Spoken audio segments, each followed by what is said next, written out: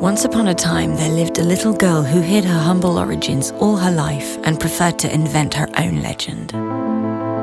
Once upon a time, Gabrielle Chanel was born under the sign of the Leo to a traveling peddler and a laundress who died at 32, exhausted by life. Once upon a time, there was a father who abandoned his 5 children and had his 3 daughters sent away to an orphanage. At 12 years old, Gabrielle would never see him again. Forever after, she pretended that he had left to make his way in America. Once upon a time, there was an orphanage behind the walls of a convent, the Abbey of Aubazine, where Gabrielle spent nearly 7 years. The Romanesque purity of this ascetic world would inspire her sense of austerity and her taste for black and white, while the opulence of religious garments and ceremonial objects would spark her fascination with Baroque style, gold and colored gems in years to come.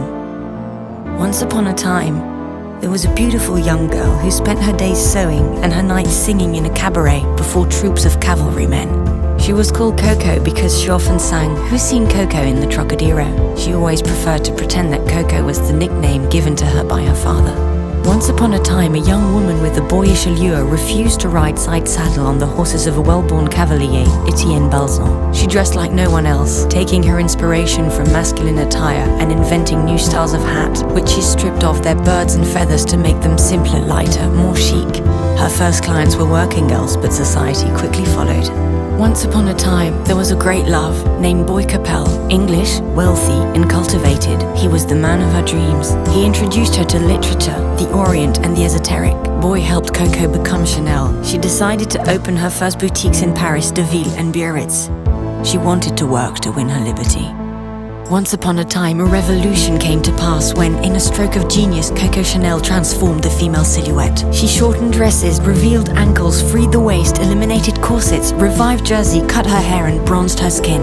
Chanel closed one era and launched a new century of fashion.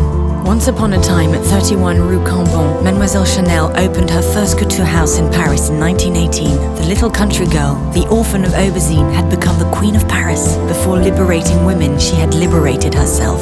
Once upon a time, there was a love story that ended abruptly. Boy Capel died in a car accident. For the first and last time, Coco Chanel was seen to cry. "Either I die as well," she said, "or I finish what we started together." She chose to go on.